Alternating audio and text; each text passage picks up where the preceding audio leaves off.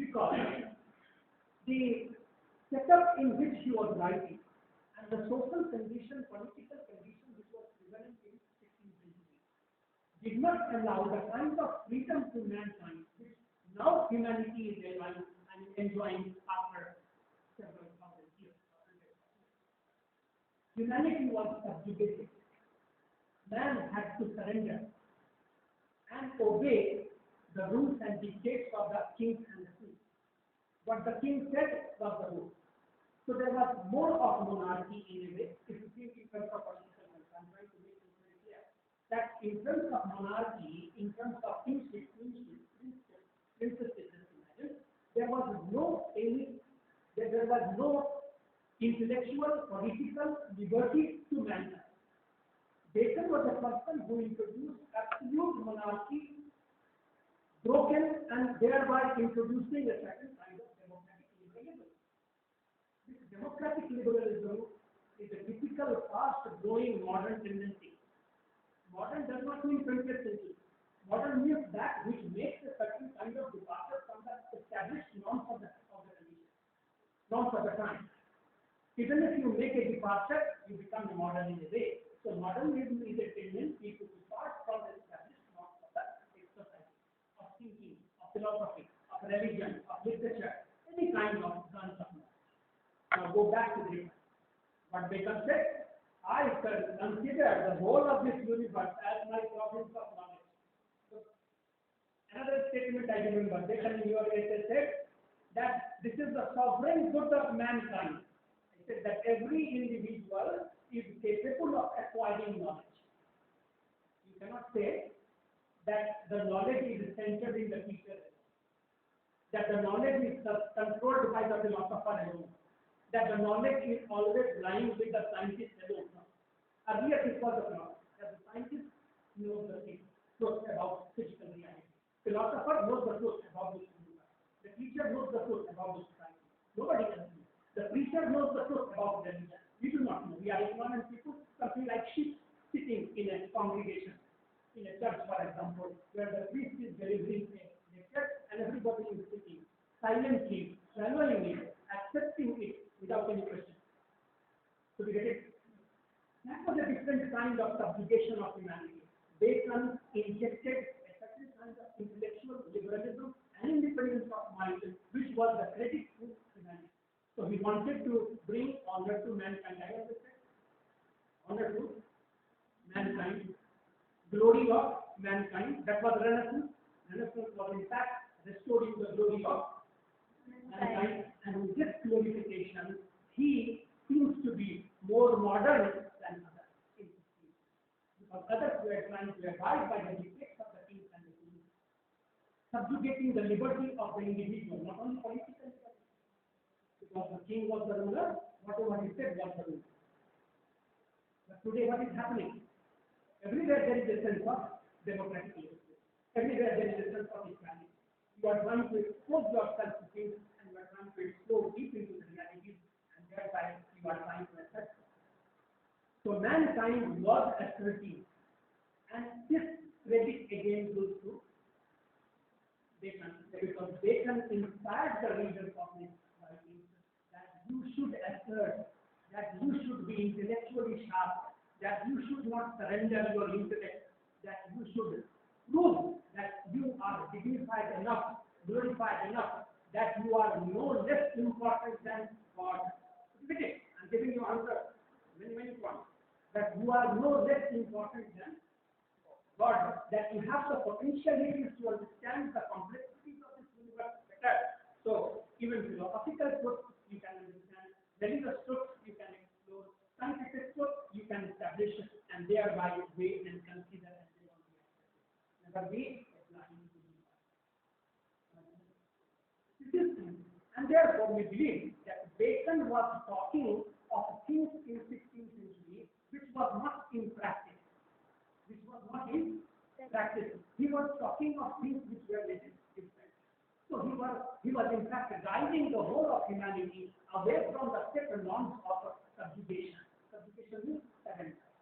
So humanity was experiencing a sense of liberty, a kind of departure, and thereby So we must discuss.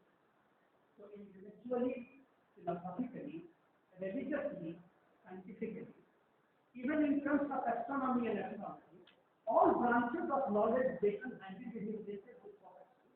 And he handed it with absolute objectivity. Objectivity.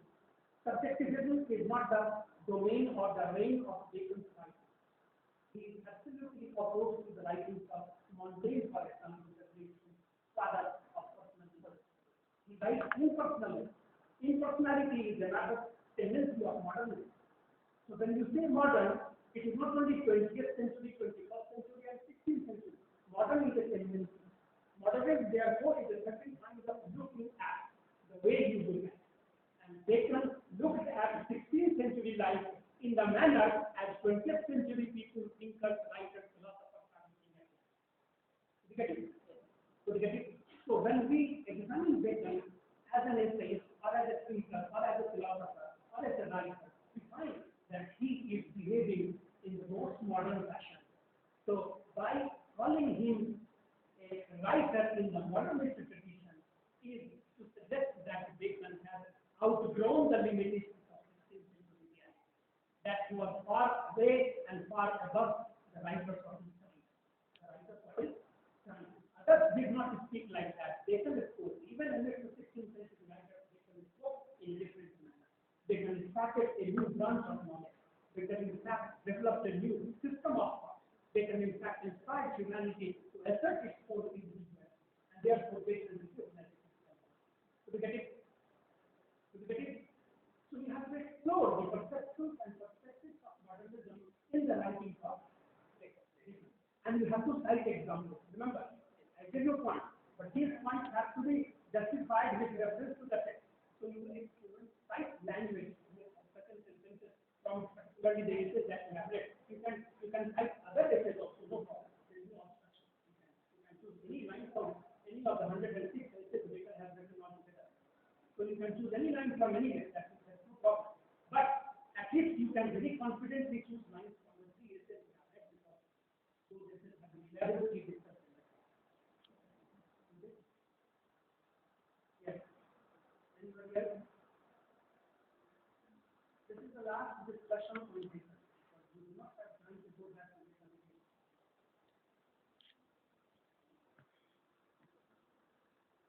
Yes. It doesn't have anything to do with Bacon. You are asking a question. Anything can be related. Anything can be related. But you are asking a question which will take the students a little away. I will give you a very, very good answer to this question. But is there any other question? Wait for it.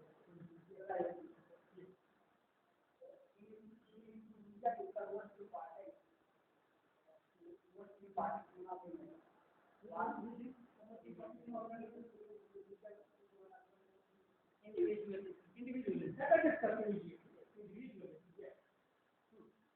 What is the take of it's the same thing that she asked. It's the same thing. It's an identical perspective. I told you that Bacon inspired each individual through his writing to assert his individuality, not become just a part of the crowd. Don't just become a part of the crowd. Crowd does not only mean number of people. Crowd means crowd of ideas. Crowd means the crowd of philosophy. Crowd means all the principles of life being practiced and the world being 16th century Renaissance world. That's a crowd. Bacon inspired each individual to examine the source, examine the idea, look into the perspectives of life. If there was superstition, he wanted to suggest there will be no superstition at all.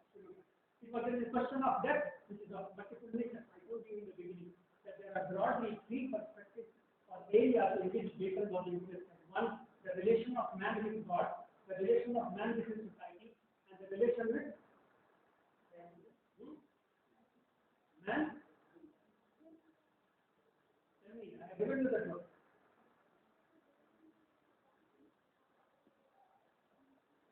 Man in relation to himself, man in relation to society, and man in relation to his maker is God.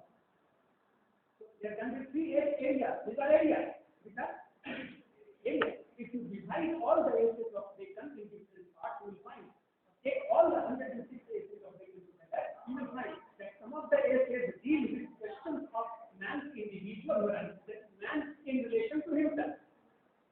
is talking about honesty, when Bacon talks about any kind of practice of values of life, principles of life, he is talking about man in relation to his individual.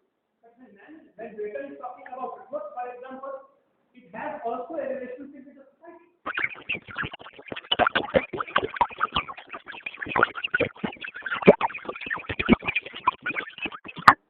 What? Hence, heaven. And I told you that 16th century is the literature when focus was shifted from what to man, from what to man, from heaven to earth. So this is the change of it. This is how we change the whole setup of the mind. So this is assertion of individual. And this could be possible because of his own different attitudes about life.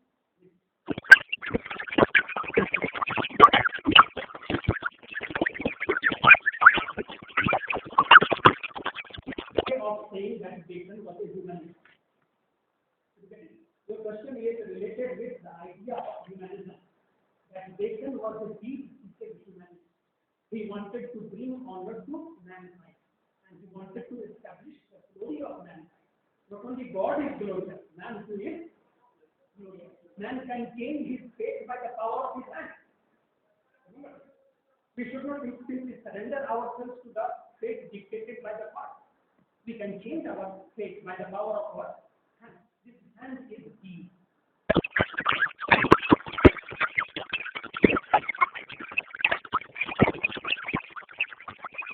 This is character. Character does not mean moral character. Character means action. Character means substance. Character means individuality. Character means humanism. The more you assert yourself, the more scientifically you look at life, the more and democratically you examine the system of mind and imagine, the more you are becoming human. So he is deeply a human. And as a humanist, he is an individual. And this individual is nothing but basically his ingrained idea of scientific rationalism. Because each mind is different. We are all sitting together. 50 people, but 50 minds are here. Subject is one, but there are 50 minds, 50 languages. Just imagine 50 responses, 50 capabilities. Because you assert your individual, only then the subject will be totally and fully human. They can always examine the subject in totality. He never presented a lopsided view of any subject that he handled in his. Never. He took the essay and hit it from all angles. So I said that he was neither in favor nor against. He was neither in favor nor against. That means he stands at a point of neutrality. He stands at a point of neutrality.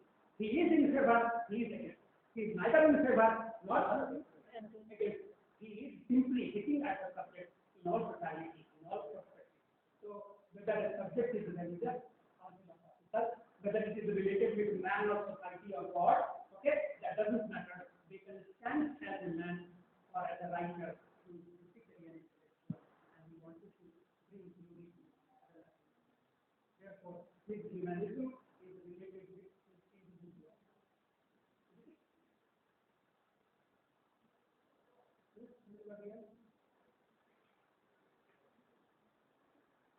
I'm sure if you have not read the essays at home, you won't be able to ask anything. Only those people can ask questions who have actually went back home and read the essays.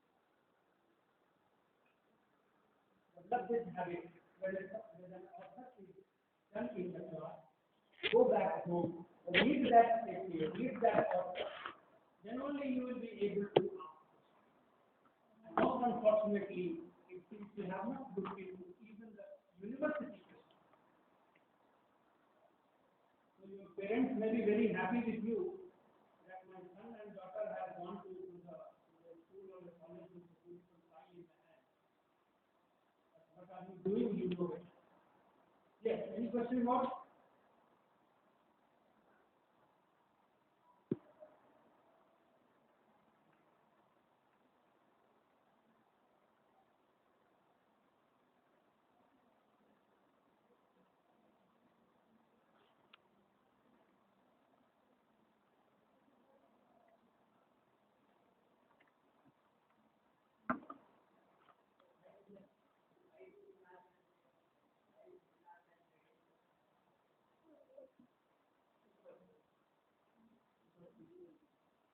Bacon is the father of his country. Bacon's father does not mean he is the only person who knows it.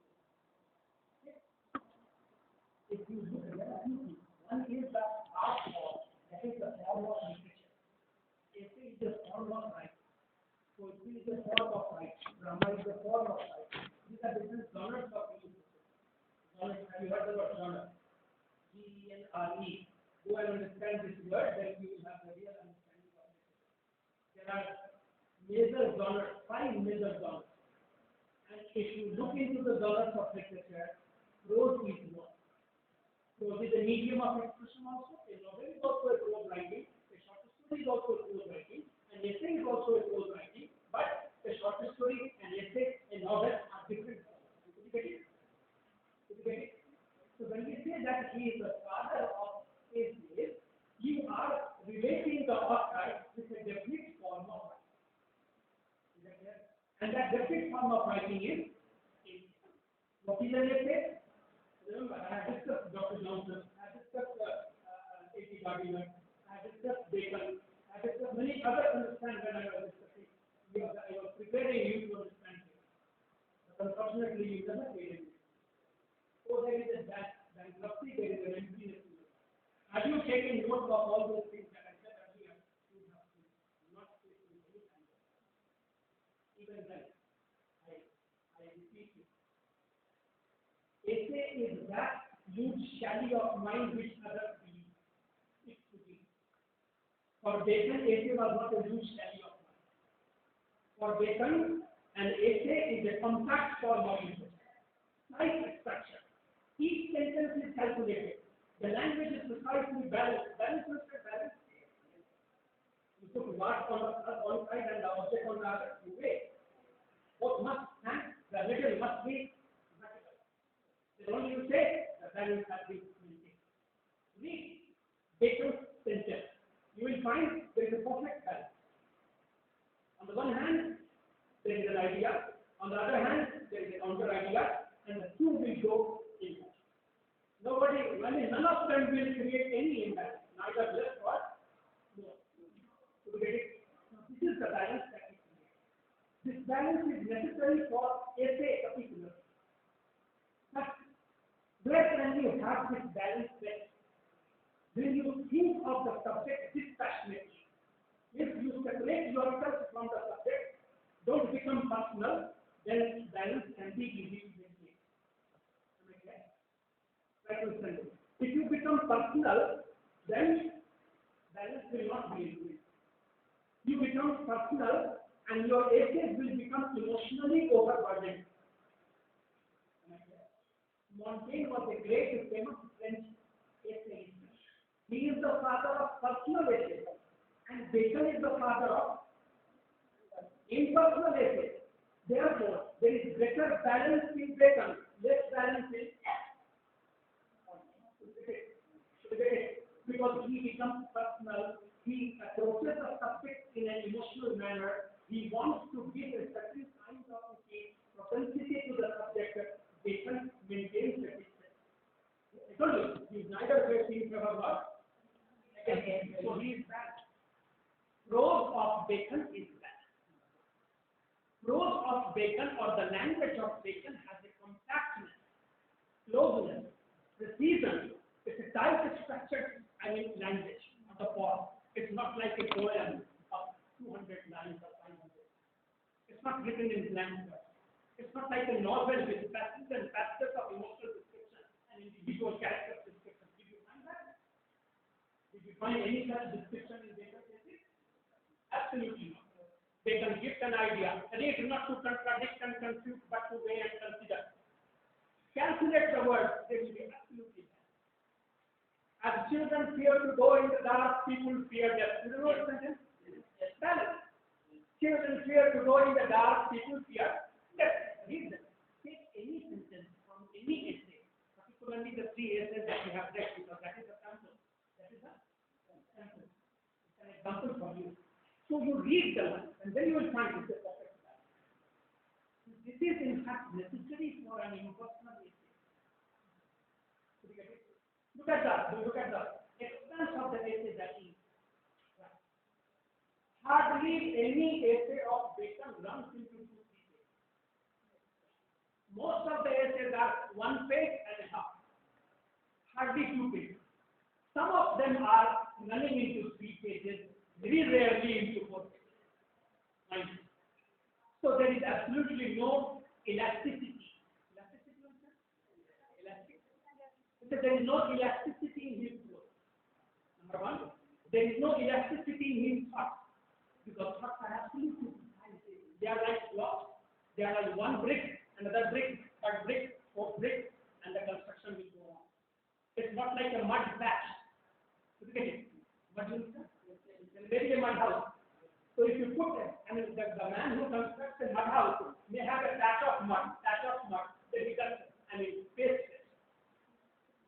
But when you put a brick, another brick, third brick, it has a precise structure, it has a calculated design, it has a content of its own. That is the prose of Bacon's prose is Bacon's prose has a balance. Bacon's subjects are absolutely treated with a certain kind of distancing. It's absolutely impersonal. Bacon, therefore, has to be understood in a language. I told you, one is a matter of the form of art that he has. Other is a matter of how does he handle, how does he respond to it. Well, every essay, when Dr. Johnson was writing an essay, and when he defined the essay as a loose tally of mind, he said you can write an essay in 10 pages, in 20 pages. Say, for example, an essay can be written in 20 pages. The page is not important. The important thing is to be noticed as a student of literature is how does the matter grow. In one paragraph, the writer presents a very complex idea. In the next paragraph, he analyzes it. He gives very suitable examples to illustrate the fact. Then he moves to the third paragraph, the fourth paragraph. This is how that matter goes. Some of the paragraphs may be very simple, easy to understand. Some of the sentences may be very difficult. Just imagine. What does it mean? It means that the essay has to be written in a huge tally of mind. Mind cannot be at the same constant wavelength of emotion and intellect. You get it? Mind never works on the same constant wavelength of emotion and intellect. Bacon is a sharp intellectual. He never allows emotion to overwhelm the intellect. Intellect controls the emotion. Emotion does not control intellect. You get it? But the mind has both intellect and emotion. In Bacon's essay, there is better alertness of the mind. In Montaigne's essay, there is better alertness of the heart. So this is how. So when he writes, we find there is no loose tally. There is nothing loose, nothing liberated, nothing flexible, nothing easily growing, nothing carelessly growing, I must say. Each sentence that he writes grows out of the thesis. Each idea he gives, he jumps onto the other idea. You remember I told you that Bacon moves like a horse. You remember? It moves like a horse, galloping, not walking. Remember, when I said that one sentence, that Bacon's prose moves like a galloping horse, not walking horse. Jumping frog, not a walking frog. You have never seen walking frog. Have you? Nobody. Nobody. So when I said that simple sentence, it was not for your pleasure. It was not for entertaining the class. It was a very pregnant sentence. This is the prose style of it. That he is putting one brick of idea, another brick of idea, third brick of idea. He will never care for the cement. He never cares for the sand and the cementing between the ideas. He will put one block, another block, third block, and he will leave. Two results. One result is that the essay becomes compact. The other result is you do not develop intimacy with the writer. Yes. I told you, Bacon is a hard task master standing with a stick in his class. Well, I don't have a stick. I'm not a child. The question is that when you go to the school, the teacher has a stick in his hand. Children are writers. Bacon is that kind of writer because he just puts things in a very articulated, compact manner, and he never bothers about your understanding. To your own imagination and intellectual growth. So two effects are there. One, that there is a contact structure of the essay that you must have. And secondly, you maintain a distance from Bacon because Bacon cannot be your friend. And if you make Bacon your friend, I tell you, you will become the wisest person of the world. It's very difficult to be friendly with Bacon. It's very easy to be friendly with Lady Gardiner. Another thing. He will create humor. He will create interesting situations. Bacon never bothers. So it seems that his mind is very alert, very conscious, very precise, and very articulate. He is more serious than others. And so this is the precise difference between Bacon as an essay, Gardiner as an essay, or anybody else as an essay. Bond as an essay, Ruskin as an essay, Carlyle as an essay. Any essay you can take from the whole of the world of the newspaper, simply because of this. So they can have that scientific approach, they can have that modernistic outlook, they can have that absolute intellectual growth, they can have the compactness of a structure and design, they can have that depth of imagination and also intellect. Because each sentence that we speak has a quality to draw 10 sentences together. That is why Bacon's prose is known as aphoristic. The style of Bacon is aphoristic. Epigrammatic. I am using words, try to understand this. Go and look into the dictionary. This is the question. Bacon's prose is aphoristic. Bacon's language is epigrammatic. Proverb, you understand? Proverb? Yes, sir. I'm very simple. Proverb, you understand? No. Proverbs are not complete sentences with a subject and a verb and this and that. Proverbs are very precise combination of words. Honesty is the best policy. Work is worship. Work is only 3 words. But these 3 words can be elaborated in 30 pages. You get it? Bacon's essay, each sentence that Bacon has written has this compactness. It has enough precision, and therefore when you go into it, you read, he is aphoristic. He speaks in a proverbial manner, and he speaks in a proverbial manner, as if he is not narrating things, not elaborating upon it, not giving examples at all. Very rarely he gives illustrations, but he speaks in a proverbial manner. So the kind of proverbial compactness that Bacon exhibits is a matter of his aphorism, is a matter of his epigrammism, epigrammatic, aphoristic, proverbial. Remember these 3 words. These are the soul of his prose, soul of his language. His language is aphoristic. His sentences are proverbial, and therefore they are basically qualitative merits of Bacon as an essay. As far as the matter of range and variety of subjects is concerned, he has handled almost every subject under the sun. And in each subject he says, I am the master of it. Because, remember, it's the kind of faith that we generate in every human being. That this is the sovereign good of every man, every mind. That means every mind is capable of becoming it. But if that is not done, it is because of your individual lapses.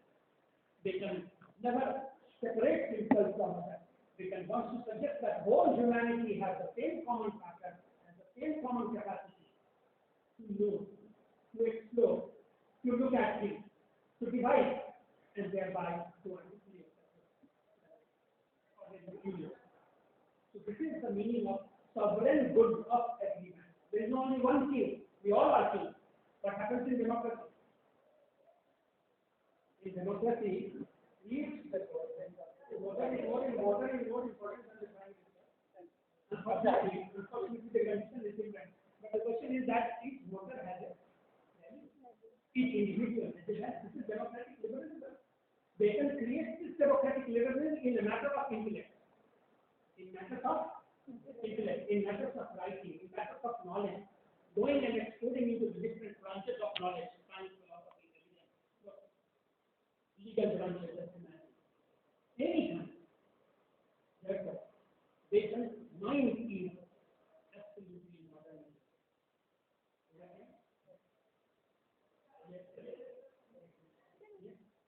Be quick, because your time is going to be up and I didn't understand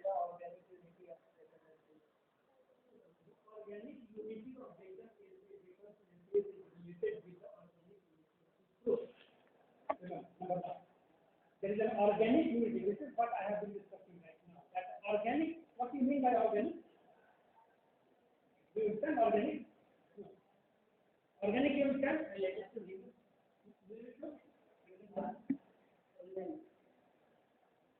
not a matter of organ. Yes. Scientific. So I'm not going into the roots. I'm sorry. Yes. You wanted to say something? I give you one image. Remember this? You will never misunderstand. You see, a seed is sown in the soil, seed, maize, paddy, whatever. You take a piece of seed, put it in the soil. The soil will be humid, watery, and then the seed will germinate. A sapling will come up. Then the stems will grow. A stems will develop into branches. Gradually the tree is growing. Then the branches will put on leaves. They will put on leaves as we put on grass. So the tree is dressed by beautiful leaves. Then the flowers come out. And then finally the fruits are born by the tree. You get it? Now if somebody asks you what is the relationship between the seed and the fruit, it is this relationship is organic. You get it? Relationship is this is organic. This is better than this is organic. That's the structure of Bacon's essay is organic. That means it begins and it ends. If you take the beginning, the middle, the end, any part of it, just imagine, you cannot dissociate them. They are corroborated. They support each other. They grow out of each other. They are the different branches of the same tree, but it has got an organic growth. Organic means the kind of inseparable entity and existence. Organic. Organic makes you inseparable. You cannot separate. And if things are separated, they lose the organic unity. Therefore, when Bacon writes in an organic unity of thought, number one, because the thought have organic unity. Number one. If he talks about truth, he gradually talks about lie also. When he talks about truth, he also talks about lie. And if you have seen in that essay that truth and lie are correlated. You cannot separate them as the seed and the fruit are related with each other. And the same fruit has the seed, which will again go into the soil, and the cycle of birth and death, the cycle of creation and destruction. In Bacon's essay, there is a unity of thought. Okay? Organic unity of thought. Secondly, there is an organic unity of expression. What is one thing? Expression is another. What is one thing? Expression is another. There is an organic unity in expression also, because he writes sentences that grow out of each other. So one sentence, one idea grows from the other idea. Okay? The previous idea gives birth to another idea. It gives birth to a third idea. It gives birth to a fourth idea. And the cocoon grows. Cocoon means the whole world grows. So Bacon's essays grow with organic unity. I hope you could get the essence of the question. Did you get it? Now develop it and illustrate it with language, with thought, with expressions, and show how there is an organic unity in Bacon. Because there is no loose tally of mind. I told you there is no loose tally. Bacon's essays are not the expressions of a loose, leisurely, attentive, inattentive with his mind is always alert. I generally say when Bacon used to write, he used to take out his heart. Very difficult. There is organic connection between them. But when the heart was taken out, he used to put it on the table by the side, and then he used to write. Because it is absolute intellectual. Montaigne essays are also beautiful essays, emotionally personal essays, sharp, very decent. But they do not have the intellectual energy that they do. They do not have the intellectual capability, potentiality that they do. They can transcend. That's why. So if you compare between intellect and emotion intellect predominates in Bacon's essays. Emotion is subdued. In Montaigne's essays, emotion is also properly mixed with intellect. Bacon never allows emotion to come and intervene and disturb the organic unity of his thought. So you get it? He never becomes sentimental. Did you find any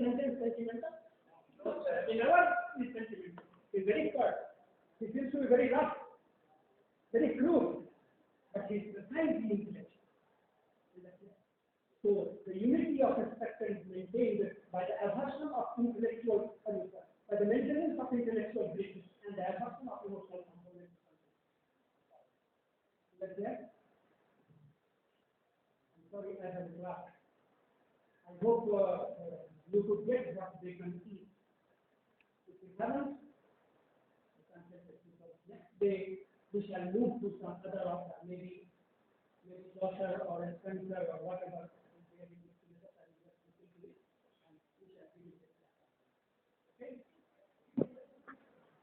I have marked all of you present who were present in the previous class.